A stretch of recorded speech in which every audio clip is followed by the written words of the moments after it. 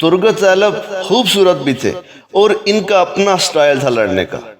اپنے اس وقت کے سب سے مختلف ہتھیار یعنی بڑے سے کلہاڑے جیسے ہتھیار سے لڑتے تھے۔ تاریخ میں لکھا ہے یہ اتنے بہادر تھے کہ اکیلے 20 طاقتور آدمیوں سے لڑ سکتے تھے، اور اگر ان کی آنکھوں پر پٹی بھی بندھی ہوتی پھر بھی بخوبی لڑتے تھے۔ انہوں نے اپنی 125 سال زندگی میں جوانی سے لے کر شہید ہونے تک مسلسل جنگ میں رہے، کبھی نہیں ہارے۔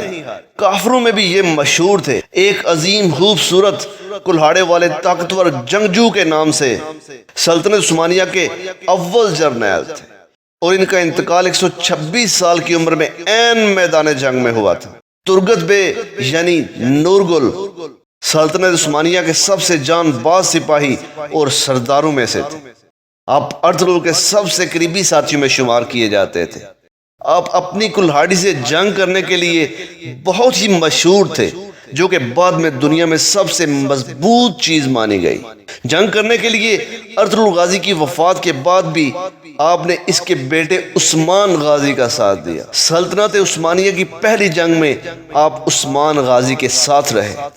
1299 صدی عیسوی میں آپ کو عثمان غازی نے اناطول کو فتح کرنے کے لیے بھیجا۔ آپ نے اناطول کو فتح کیا اور 36 سال اس پر گورنری کی۔ ترگت ایلب نے ایک ہی خاندان کی 4 نسلوں کی خدمت کی۔ آج بھی ان کا کلہاڑا استنبول کے ملٹری عجائب گھر میں موجود ہے، اور ہزاروں لوگ اس کلہاڑی کو دیکھنے روزانہ آتے ہیں۔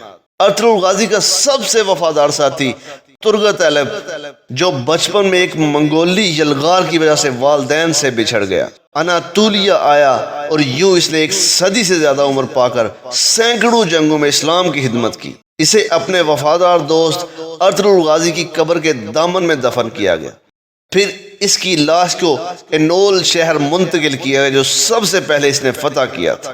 کیا دبدبہ نادر، کیا شوکت تیموری، ہو جاتے ہیں سب دفتر غرق میں ناب آخر۔